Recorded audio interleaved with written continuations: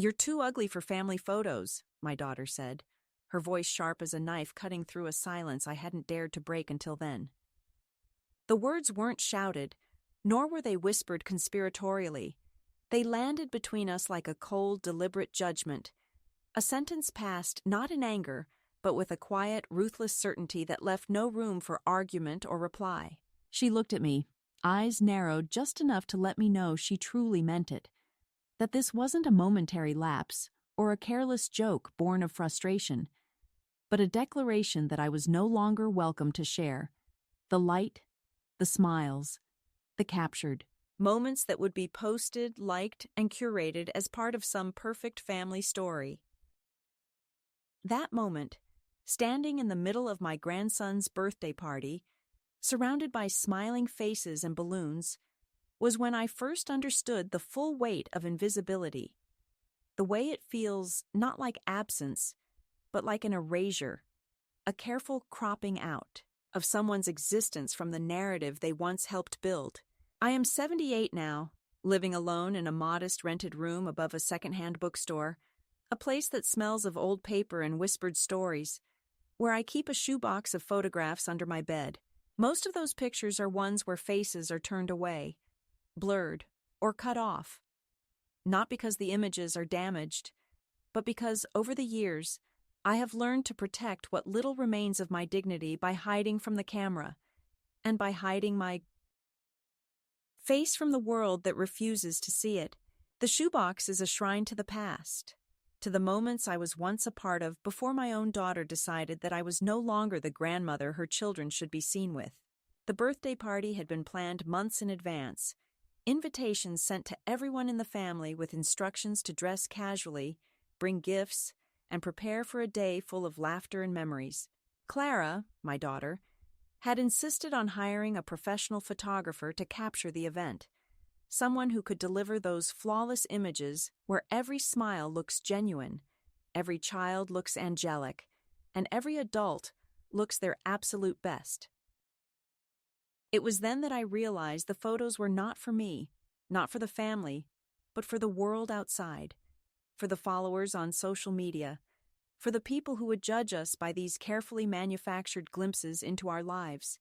I had arrived early that morning, clutching a small wrapped gift for my grandson and wearing the cardigan I knitted myself last winter, the one with tiny purple flowers embroidered on the cuffs, a garment I had thought was cheerful and warm but, apparently, in Clara's eyes, too old, too plain, too imperfect to appear in a picture that would be shared and admired.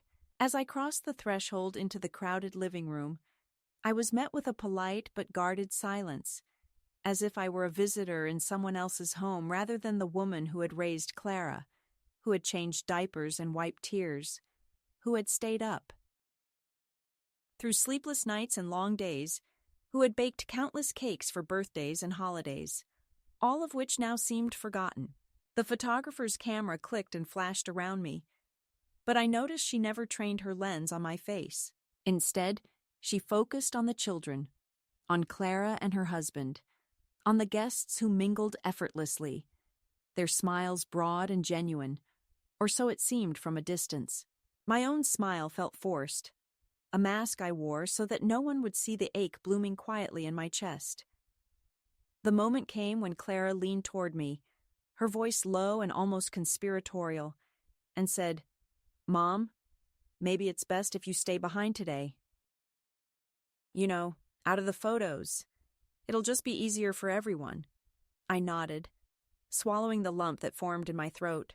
I wanted to protest, to tell her that my face belonged here just as much as anyone else's, that the wrinkles and gray hairs were badges of a lifetime of love and struggle. But I stayed silent. Instead, I retreated to the kitchen, where I washed dishes and wiped counters, a ghost in the midst of a celebration. I could hear laughter from the living room, the hum of happy conversations, but they were distant, as if separated by glass or walls thicker than wood. The hours passed slowly, and I found myself watching the family photo slideshow on the screen, the images flickering with perfect smiles and bright eyes, none of which included me. At one point, I found an old, worn album tucked away on a high shelf and opened it carefully. The photographs inside told a different story. A story where I was there, sitting beside my daughter, holding my grandson's tiny hand, smiling in the sun-dappled garden. But those moments had been erased, edited out of the digital archives, deleted from the social feeds. It was a quiet, cutting form of rejection, a message delivered not in words, but in absence, and it struck me with the force of a blow I hadn't expected to endure. That night, lying alone in my small room, the shoebox of photographs felt heavier than ever. Each picture was a fragment of a life that no longer belonged to me, a life where my daughter's love had been replaced by disdain and dismissal. I thought about the countless birthdays I had celebrated, the meals I had prepared, the stories I had told, and I wondered when I had become invisible. The pain was sharp but silent, a steady ache beneath the surface that threatened to break through at the slightest provocation. I traced my fingers over the edges of the photos, feeling the smoothness of the paper, the faded colors of memories that refused to fade entirely. I realized then that the album was more than a collection of images. It was a testament to my existence, a record of a woman who had loved fiercely and given endlessly, but had been deemed too ugly, too inconvenient, too irrelevant to appear in the pictures that mattered. The next morning, I sat by the window watching the world outside move on without me. The sun cast long shadows across the street. The leaves whispered in the breeze, and somewhere far away, children laughed and played, unaware of the quiet battle being waged in a small rented room above a bookstore. I did not cry, nor did I scream. Instead, I gathered the courage to face the truth.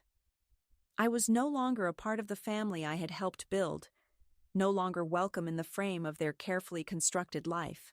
But in that moment of deep, aching loss, something else stirred within me. A resolve, a flicker of defiance that would not be extinguished. I would find a way to be seen, to reclaim the parts of myself that had been erased, even if it meant standing alone, even if it meant rebuilding from the fragments left behind. And so, with the weight of rejection heavy on my shoulders, but the spark of resilience flickering in my heart, I took the first step toward a new chapter, a chapter where I would be visible again, not as a faded shadow in someone else's photograph, but as a woman who refused to be unseen. The moment I realized that this was not a misunderstanding, not a fleeting moment of thoughtlessness, but a deliberate act of exclusion came in the form of a phone call from Clara the very next morning after the birthday party. Her voice tight and rehearsed as if she were reading from a script written by someone else. Someone who had convinced her that what she was doing was necessary, even kind. She told me, without apology or warmth, that the family had decided to remove all photos that included me from their online albums and social media accounts, explaining it as a measure to maintain a consistent family image and to protect the children from confusion. I listened to the words, a hollow echo in the room where I sat alone, clutching the telephone as though it could somehow bridge the widening chasm between us. She spoke of how the children didn't understand why Grandma looked different, how they had begun to ask questions that Clara found difficult to answer, how the photos that featured me disrupted the harmony of the curated family narrative. In her voice was a careful detachment, a practiced tone of rationality that made the cruelty feel almost clinical, like a doctor delivering a diagnosis no one wanted to hear. I did not interrupt, though every fiber of my being screamed to shout back, to demand why my face, my presence, my years of love and care had been reduced to an aesthetic problem, something to be hidden away like an inconvenient truth. Instead, I stayed silent, nodding quietly, as if that would somehow make the pain less real, as if my quiet acceptance might soothe the wound she had inflicted so effortlessly. The days that followed were marked by a growing distance that felt like drowning in slow motion.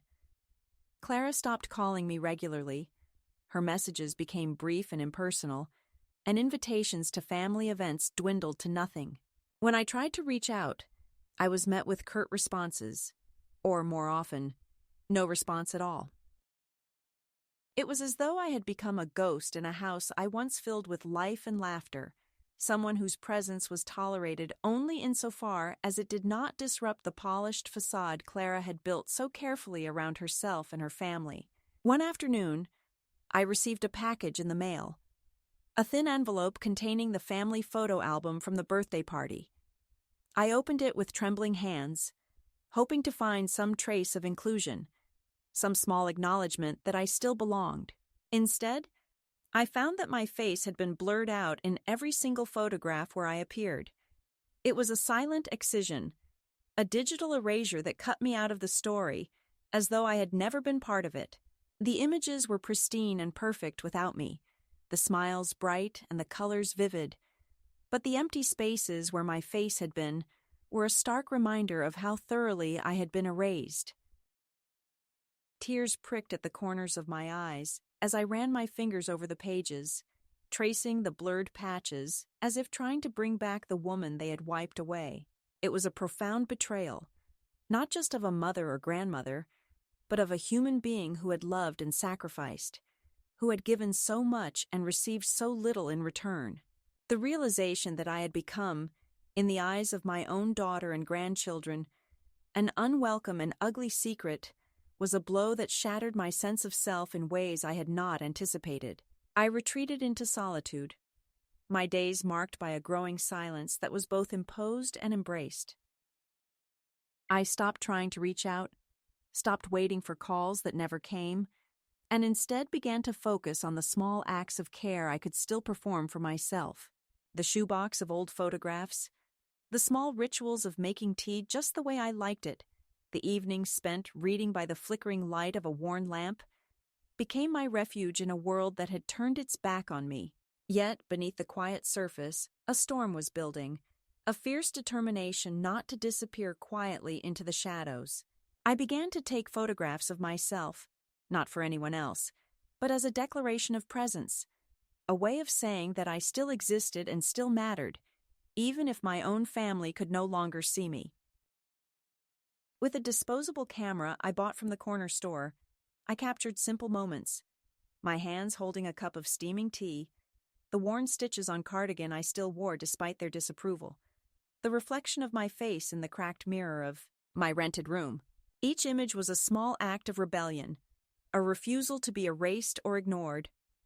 When I sent one of these photos to Clara, unsigned and without explanation, I watched with a mix of hope and fear as the message was received but not replied to. The silence that followed was deafening, a void where connection once lived. The emotional violence I endured was subtle but profound, an erasure not marked by shouting or overt cruelty, but by absence, by the refusal to acknowledge, by the systematic rewriting of a family narrative that no longer included me. This exclusion was not just about photographs or appearances. It was about the fundamental human need to be seen, to be recognized, to be loved and remembered. The pain of being deemed too ugly to appear in family photos was inseparable from the deeper wound of being deemed too invisible to exist. As the weeks passed, I found strength in the quiet moments of resistance, the photographs I took of myself, the letters I wrote but never sent, the memories I held close as a shield against the coldness that surrounded me. The catalyst for my journey was not a single act of cruelty, but the cumulative weight of neglect, dismissal, and rejection that made it clear I would have to fight for my place in the world on my own terms. This realization was both devastating and liberating. It marked the beginning of a transformation, a turning point where I chose not to remain a passive victim of erasure, but to reclaim my identity, my dignity, and my right to be seen. In the depths of betrayal, I found the first flicker of resilience, the seed of a new story that I would write for myself. The journey ahead would be long and lonely at times, marked by challenges and heartbreak. But it was mine to walk, and I would walk it with the quiet, unyielding strength of a woman who refused to be invisible. After the cruel silence that followed the photo erasure and the cold dismissal from my daughter, I began to notice how the subtle erosion of my place in their lives crept in quietly, almost imperceptibly, yet with a persistent, grinding relentlessness that wore away at the very foundation of my identity and belonging. It was not marked by loud arguments or dramatic confrontations, but by a slow, steady shrinking of my role within the family, as if I were fading like an old photograph left too long in the sun. The gatherings I once looked forward to became exercises in invisibility, where I was present but unseen, heard but not listened to. At holiday dinners, I found myself relegated to the kitchen or the far end of the dining table, where conversations flowed around me like a river bypassing a rock, never touching the solid presence I tried to maintain. The children, once eager to sit on my lap and listen to my stories, now glanced past me with distracted eyes, speaking instead to their parents or the glowing screens in their hands. I overheard my daughter Clara telling friends that I was a bit much or not the easiest person to manage, phrases that stung sharply because they disguised a deeper disdain under the guise of polite social critique. She would call me occasionally, but those calls were brief and clipped, filled with updates about the grandchildren and the household, but carefully avoiding any real conversation or emotional connection. It was as if our relationship had been transformed into a transaction, a scheduled appointment rather than the lifelong bond of mother and daughter it once was. At home, I noticed how the small tokens of affection that had once filled my days vanished like mist. The photographs that adorned the walls no longer included me. Even the old framed picture on my nightstand, a gift from my late husband, was moved to a forgotten shelf in a dark corner. Invitations to family events arrived less frequently, often with an unspoken expectation that I would decline or not make the effort to attend. When I did show up, I was met with polite but distant smiles, as if my presence was tolerated rather than welcomed. The subtle acts of control grew more suffocating over time. I was asked to help out at gatherings, but never invited to sit with the family. I was expected to prepare food or tidy the house, but was discouraged from sharing my own stories or opinions. When I tried to assert myself, I was gently but firmly talked over, dismissed as old-fashioned or too sensitive. It was a slow erasure that wore down my confidence, leaving me questioning my own worth and place in a family that seemed increasingly eager to distance itself from me. Even in my own home, I felt the walls closing in. Clara insisted on redecorating the living room to match her modern tastes, replacing the quilts I had sewn and the photographs I had carefully arranged with sleek furniture and abstract art that felt cold and impersonal.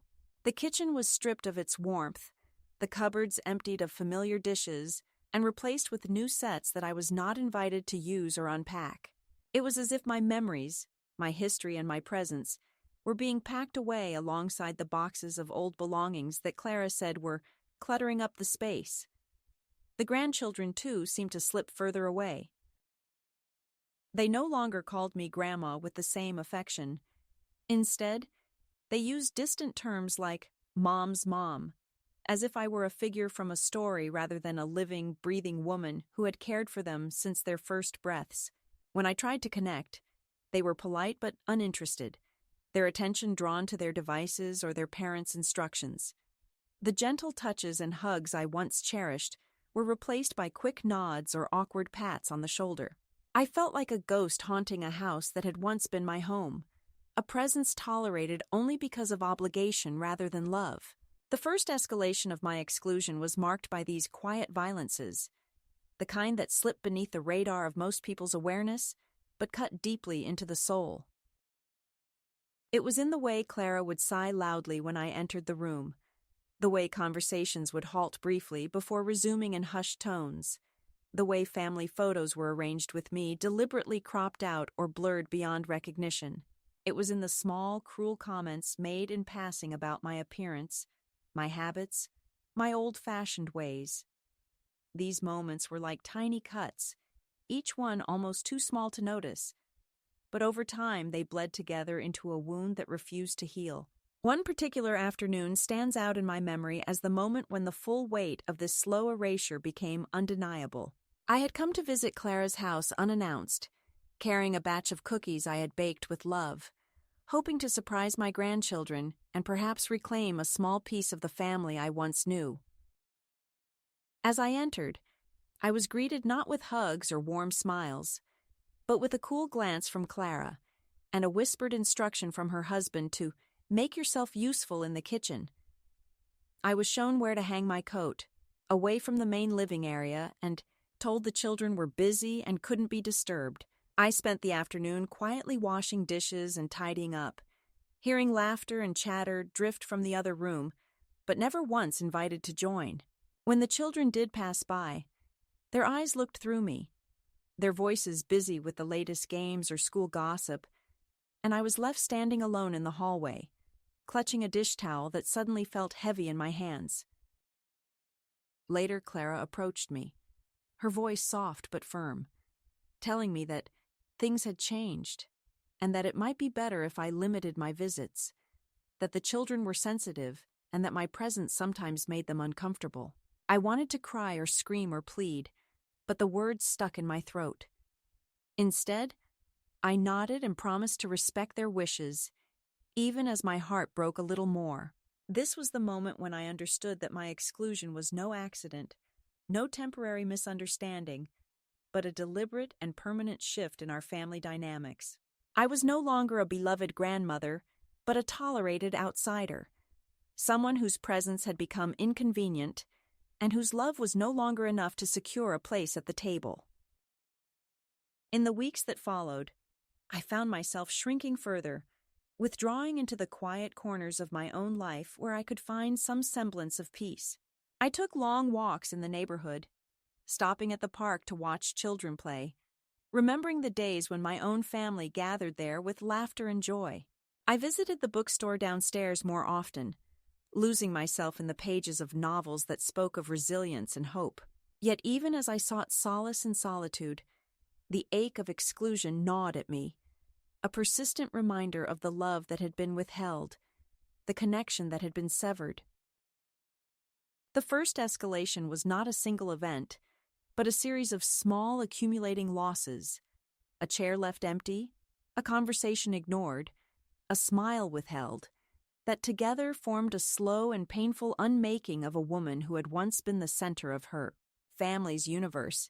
But within this erosion, beneath the layers of grief and loneliness, a quiet ember of determination began to glow. I realized that while I could not control the actions or feelings of others, I could choose how to respond. I could either disappear into the shadows or find a way to reclaim my visibility, my voice, and my dignity. It was a choice that would shape the next chapters of my life, a choice born from the very pain that sought to silence me. This was the beginning of my journey, not just away from the family who had cast me aside, but toward a new understanding of myself as a woman worthy of love and recognition on her own terms, not as an accessory to someone else's carefully curated life. The path ahead was uncertain and at times frightening, but it was mine to walk, and I would walk it with the quiet courage of someone who has learned that invisibility is not a fate, but a challenge to be met with resilience. The moment that marked the turning point in my story, the subtle but powerful shift from passive acceptance to quiet defiance, came not with a grand gesture or a dramatic confrontation, but in the stillness of a late afternoon when I found myself alone.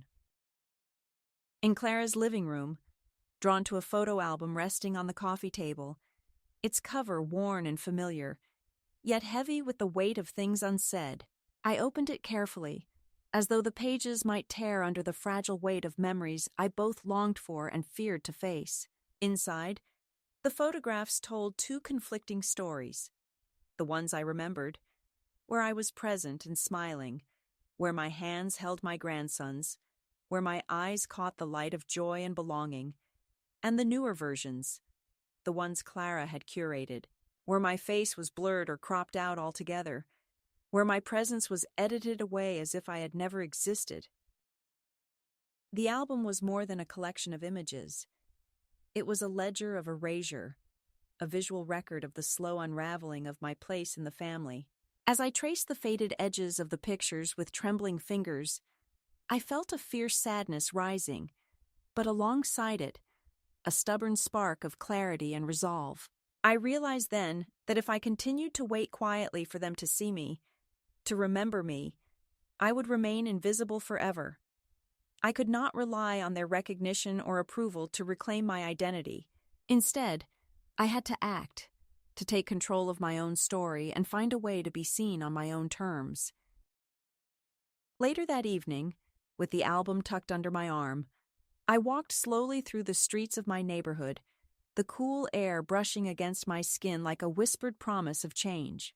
I stopped at a small corner store and purchased a disposable camera, something simple and unassuming, a tool that would help me capture the world as I saw it, unfiltered and unapologetic. The next few days were filled with quiet experimentation. I learned to hold the camera steadily, framing shots that felt honest and real. The worn hands of a neighbor pulling weeds in her garden, the soft light filtering through the curtains of my rented room, the faded pages of a well-loved book resting on the table. And then, finally, I began to turn the lens on myself, taking pictures that revealed a woman who was more than a cropped-out figure in an album. I captured the lines on my face, each one a story etched by time and experience. The silver strands of my hair catching the sunlight, the steady gaze of eyes that had seen loss but refused to be defeated. These images were small acts of rebellion, affirmations of existence that defied the erasure I had endured. One by one, I mailed the developed photos to Clara, slipping them into envelopes without a word, no explanations, no demands, just the silent testimony of a woman reclaiming her visibility. The responses were muted as I had expected. No phone calls, no letters, no acknowledgement. But I did not need their approval or recognition anymore. The act itself was enough. It was a way to say, I am here. I am still here. This shift was not without its fears and doubts. Some nights, I lay awake wondering if I had overstepped, if my small rebellion would only deepen the chasm between us. But the quiet strength I found in these moments outweighed the loneliness. I began to understand that the power to define myself could not be taken away by others, no matter how deeply they wished to erase me. The photographs became a mirror in which I saw not just my own reflection, but a woman who had survived betrayal and rejection, who had found the courage to step out of the shadows and into the light, even if that light was still dim and flickering. In this process, I also discovered new ways to connect, with strangers in the bookstore who shared their own stories of loss and resilience, with neighbors who greeted me warmly on my walks, with the quiet hum of the city that pulsed with life beyond the walls of family and expectation. The midpoint of my journey was not a moment of reconciliation or forgiveness, but a declaration of independence, a reclaiming of self that set the course for all that would follow. It was the day I stopped waiting to be seen and started to see myself. And in that seeing, I found a beginning where there had only been endings. The quiet power of that realization carried me forward, steady and sure, toward a future that was mine to shape, not as a shadow cast by others, but as a woman who had learned that the truest visibility comes from within. The second escalation came like a storm rolling in on a clear day, sudden and relentless, challenging the fragile peace I had begun to build with the quiet photographs and my tentative steps toward reclaiming my identity. Just as I started to feel the tentative warmth of new beginnings, the past reached out with a force I had not anticipated, reminding me that the ties to my family, though frayed and strained, still bound me in ways I had yet to fully understand or escape. It began with a letter from my grandson, Kieran. His handwriting was large and awkward, the way a boy's often is when he tries to put feelings into words but isn't quite sure how. The letter was short but heartfelt, filled with a longing that pierced through the cold walls Clara and Adam had built around me. He wrote about missing me, about wondering if I was safe, about hoping I would answer his calls and come back to the family. I read his words over and over, feeling the bittersweet mixture of love and sorrow, hope and fear. Here was a connection untouched by the bitterness that had soured the rest of the family, a thread of warmth amid the chill of rejection. Yet even as I clung to that thread, I knew that responding would mean stepping back into a world that had so thoroughly excluded me. The next weeks brought more pressure from Clara and Adam, who did not hesitate to remind me that my disappearance was a source of distress, a disruption to the carefully constructed family image they sought to maintain. Clara showed up unexpectedly at the cafe where I had begun working part-time, her presence like a cold gust of wind that unsettled the quiet space I had carved out for myself. Her eyes were sharp, her words measured but laced with a familiar edge of control.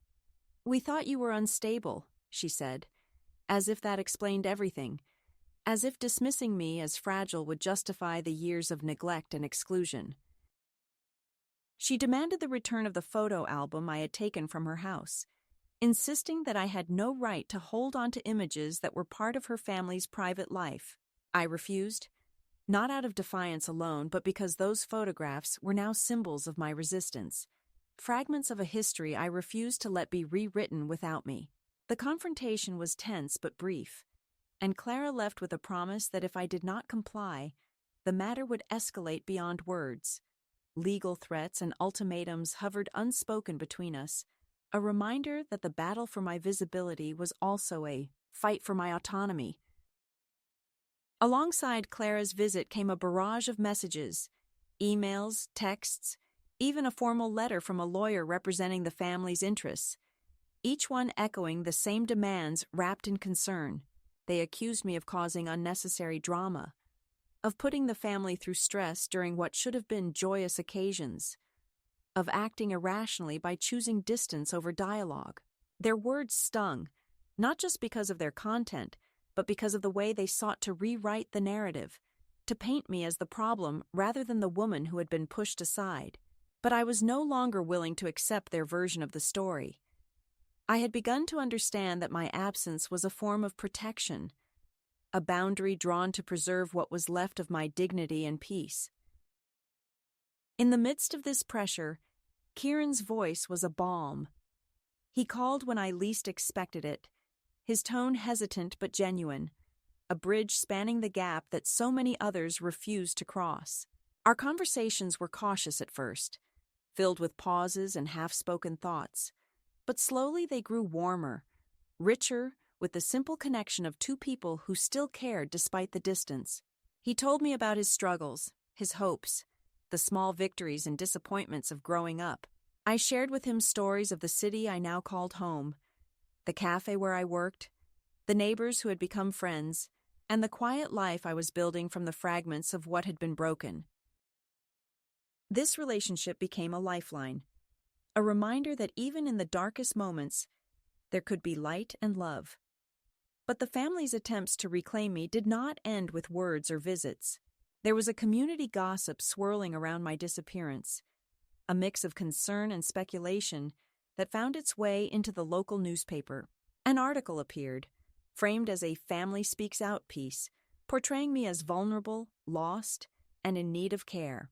The quotes from Clara and Adam painted a picture of a woman who had vanished without warning, causing worry and confusion, someone who was not the type to leave her family voluntarily. I read the article with a mixture of disbelief and bitter amusement. Their concern felt performative, a spectacle designed more to reassure the outside world than to reach me. I laughed aloud, a sharp, startled sound that surprised even me. The article was proof not of my fragility, but of their fear of losing control, of their inability to see me as an autonomous woman with her own will and voice. In response, I continued to build my new life quietly but resolutely.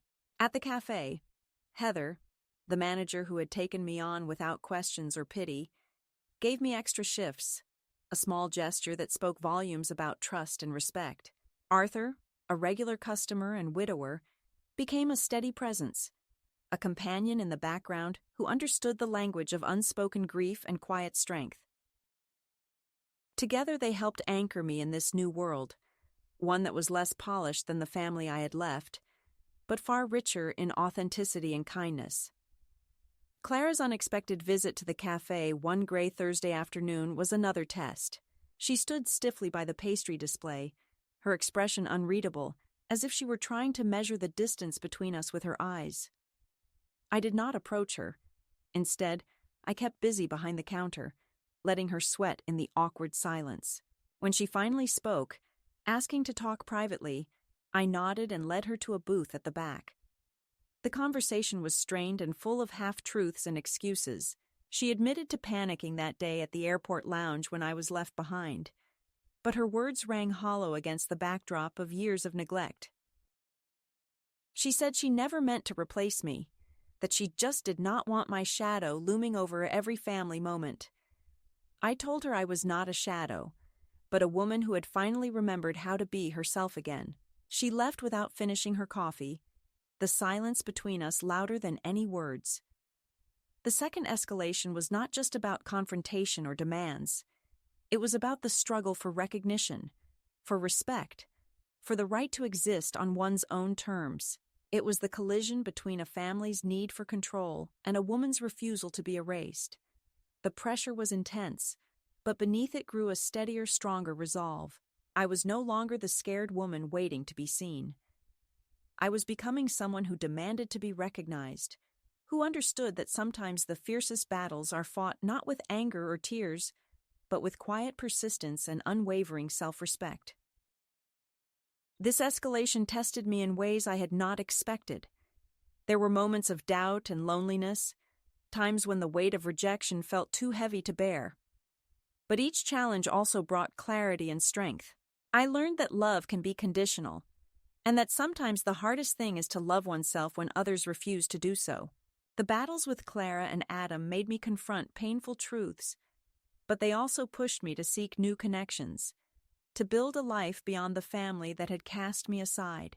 As the weeks turned into months, I found myself standing taller, speaking more firmly, and living more freely.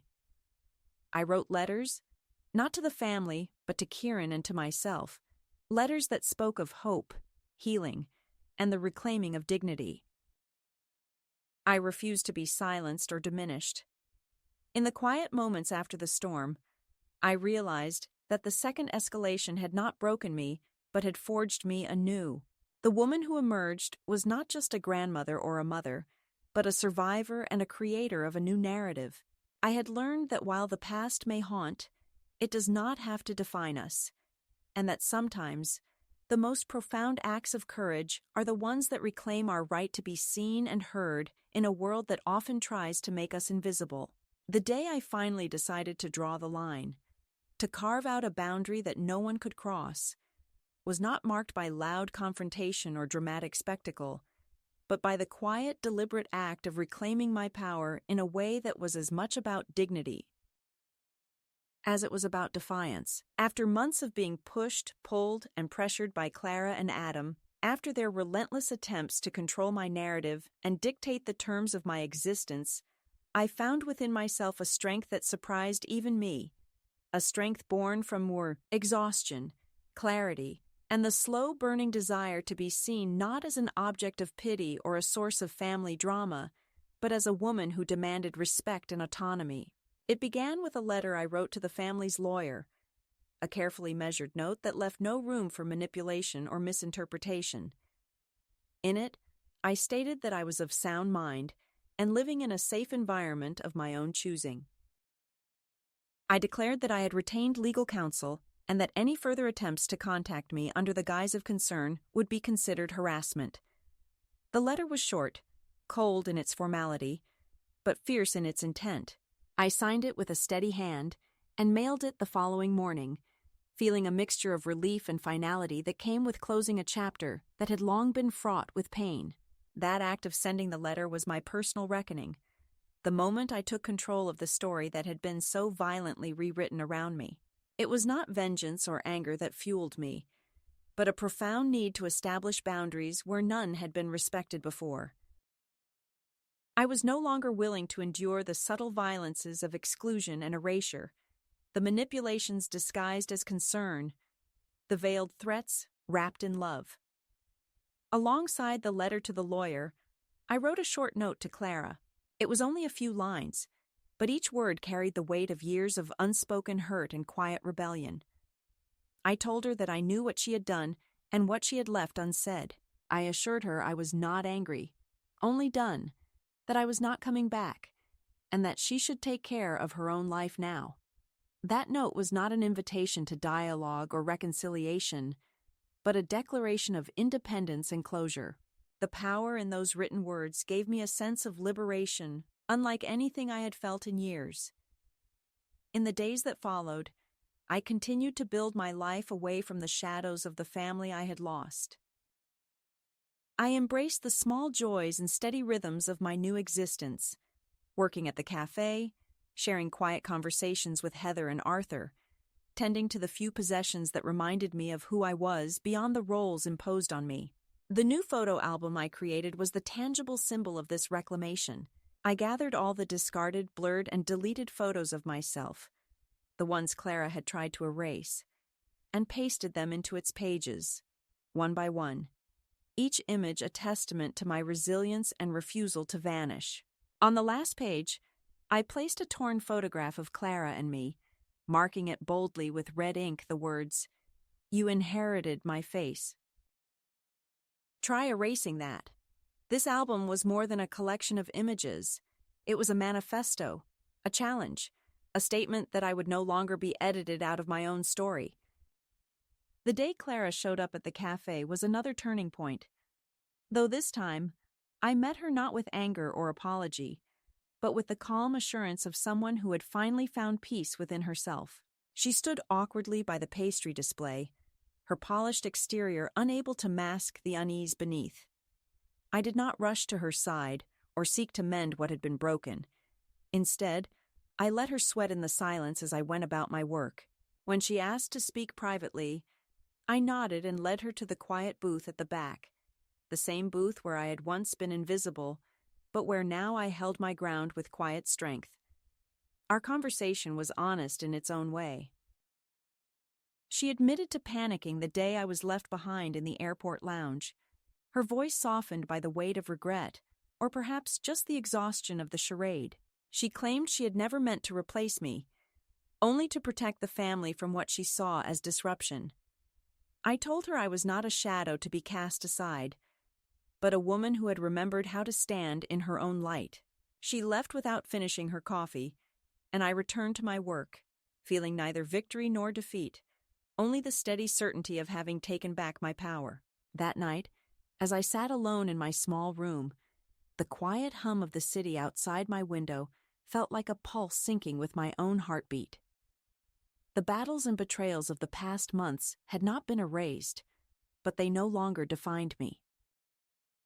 I was a woman transformed, one who had learned that dignity is not given but claimed, that love is not always enough, and that sometimes the greatest act of courage is to say no, to refuse to be diminished, silenced, or erased.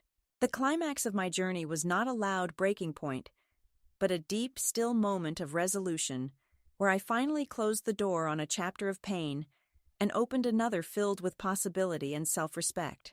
I realized that the power to shape my story had always been within me, waiting to be claimed, and that the woman I was becoming was not just surviving, but thriving. Not just seen, but unmissable. The journey was far from over, but this moment marked the pivot, the fulcrum on which my life turned from one of invisibility and rejection to one of presence and affirmation.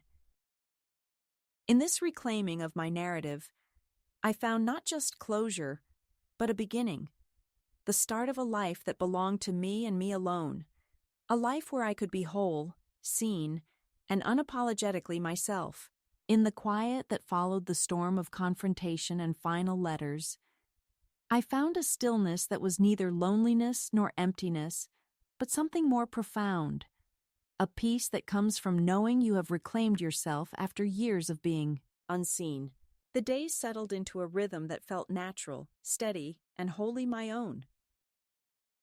I continued my work at the cafe, the comforting hum of morning conversations and the clatter of cups providing a soundtrack to a life that no longer depended on the fragile approval of a family that had cast me aside. It was in these small moments, the pouring of coffee, the greeting of familiar faces, the soft exchanges with Heather and Arthur, that I began to feel the fullness of my presence. I was no longer waiting for a seat at someone else's table. I was making my own, carving out space with hands that had once only prepared meals for others, but now built a life for myself. The shoebox of old photographs remained under my bed, but it no longer held the weight of longing or regret. Instead, it was a testament to the life I had lived, the love I had given, and the strength I had found to let go of what no longer served me. One afternoon, I placed the old album, the one filled with the blurred and erased images, into the hands of the bookstore owner downstairs with a simple note. These women lived. If you need proof you existed, take one. It was a quiet act of sharing, a gift to others who might feel invisible, unseen, or forgotten. A reminder that every life matters and deserves to be remembered. The bookstore became a place of connection, a sanctuary where I met women who, like me, carried stories of betrayal, rejection, and resilience. Together, we began a project I called The Unseen Archive, a collection of portraits and stories that celebrated the lives of elderly women in the neighborhood, those often overlooked or pushed to the margins. I photographed them with the same care I had learned to give myself, printing their images and displaying them on the bookstore's back wall. Each portrait was a declaration. We exist. We matter. We are here. It was a healing work, not just for them, but for me, a way to transform my own pain into something meaningful and expansive. My relationship with Kieran deepened in this new phase, a connection that brought me joy and hope. He came to visit on his own terms, bringing books and stories, offering a gentle presence that was not burdened by expectation or obligation. We spoke honestly about the past, but we looked forward with cautious optimism. I saw in him the possibility of reconciliation, not with the family that had rejected me, but with the part of my heart that still yearned for connection. The silence from Clara and Adam continued, but it no longer held power over me. I understood now that their inability to see me was a reflection of their own limitations, not a measure of my worth. The letter I had written to myself, taped inside my dresser drawer, was a constant reminder. You waited so long for someone to save you, but you were always the one holding the key. You didn't lose them. They let go. And you finally let go back.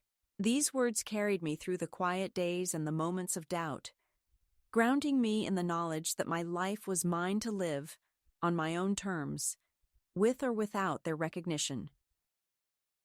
There were days when the ache of absence still flared, when memories and regrets threatened to pull me back into the shadows. But I met those moments with compassion for myself and the fierce determination to keep moving forward. I learned to celebrate the small victories, the smiles shared with strangers, the warmth of a new friendship, the simple pleasure of a well-made cup of tea in the late afternoon light. The new life I had built was not without its challenges, but it was whole and real. It was mine, and that was enough. As the seasons changed, I found myself embracing the quiet beauty of this chapter. I baked lemon squares for the community potluck, sharing them with neighbors who greeted me with genuine smiles and stories of their own lives. I walked the streets with a new coat I had bought for myself, a symbol of my renewed sense of self-worth and dignity. The coat fit like a promise, warm and strong, just like the woman who wore it. One evening, as Joyce and I sat wrapped in blankets on the porch, watching the moon rise over the quiet neighborhood, she turned to me and said, "You've been here almost 2 months now. Planning to stay?" I looked out at the soft glow of the streetlights and nodded. "Yes," I said. "This house is weird without someone yelling at the cat." We laughed softly, the sound a balm to my heart. The journey that had begun with rejection and betrayal had brought me to this place of quiet strength and acceptance. I was no longer the woman hidden behind blurred photos and silent dinners. I was seen, not just by others, but by myself. My story was no longer one of loss alone, but of survival, resilience, and the fierce beauty of reclaiming one's own life.